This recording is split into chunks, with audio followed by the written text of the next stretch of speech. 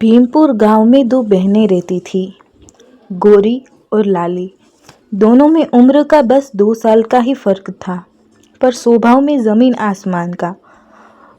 गोरी गोरी सीधी सादी, गंभीर और मेहनती थी, जबकि लाली हंसमुख, चंचल और मजाकी स्वभाव की थी।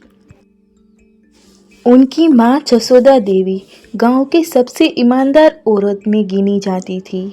पिता हरिराम काका एक किसान थे, जिनके पास थोड़ी जमीन थी। सब कुछ साधारण था, जब तक किस्मत ने अपनी खेल नहीं शुरू किया था।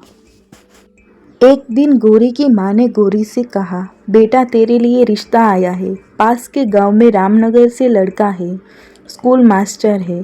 गोरी धीरे से बोली, माँ आपको आपकी जैसी मर्जी, मुझे आपका। तभी लाली हंसते हुए बोली, वाह दीदी मास्टर जी, अब तो आपको पढ़ाई याद रखनी पड़ेगी, वरना मास्टर जी क्लास लगा देंगे।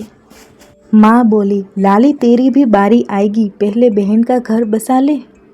कुछ ही हफ्तों में गोरी की शादी हो गई।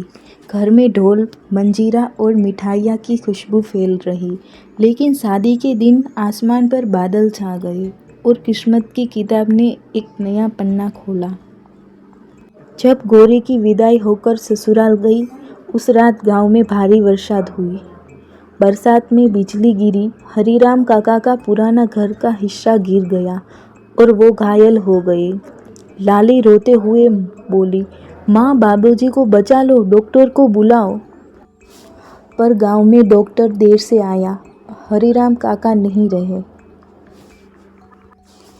गोरी को ये खबर ससुराल पहुंचते ही मिली, पर नई दुल्हन के कदम अभी ठिकाने नहीं लगे थे और ससुराल वाले उसे मायके नहीं भेजना चाहते थे।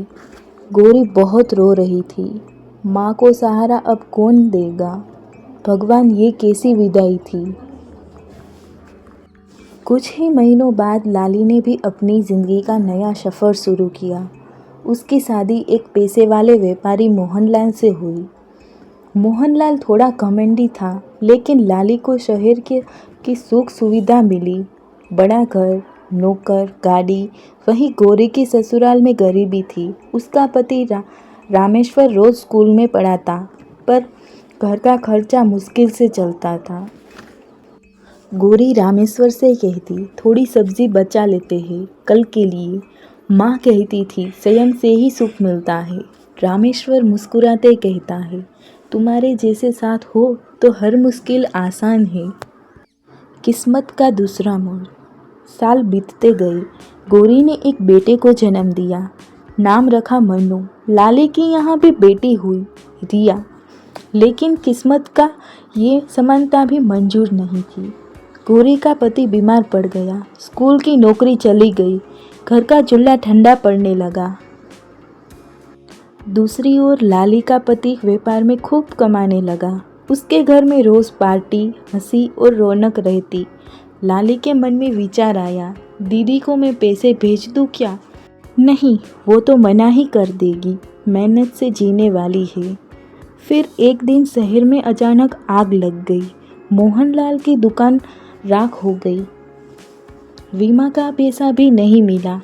शहर की रौनक लाली के लिए अब सन्नाटे में बदल गई।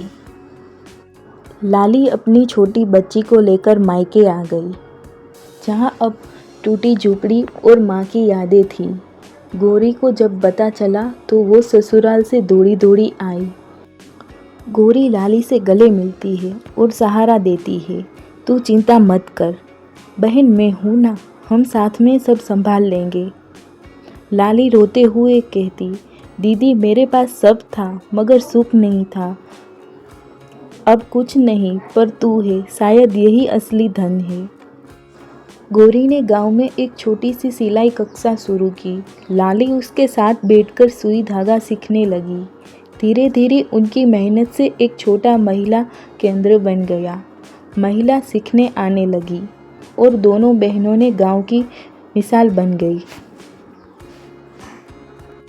कभी गरीबी ने आजमाया तो कभी अमीरी ने गिराया, पर इन दोनों बहनों ने सीखा, कि नसीब कितना भी विचित्र क्यों ना हो, अगर दिल सच्चा हो तो जीवन जीत में बदल ही जाता है।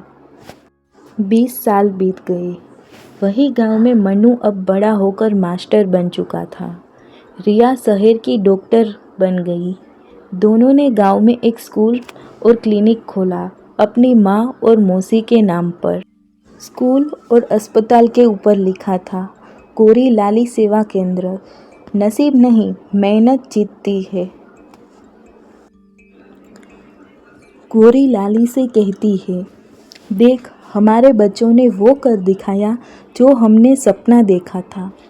लाली मुस्कुराई, हाँ दीदी, अब लगता है कि विचित्र नसीब भी भगवान की एक योजना होती है, जो देर से ही सही पर हमें सही राह पर ले आती है।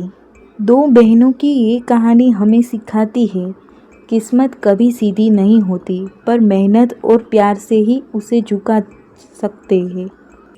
इस कहानी की सीख, नसीब अजीब जरूर होते हैं, मगर जो साथ निभाए वही सबसे बड़ा वरदान होता है। अगर आप सभी को ये कहानी पसंद आई तो लाइक कीजिए, शेयर कीजिए और सब्सक्राइब ज़रूर करें।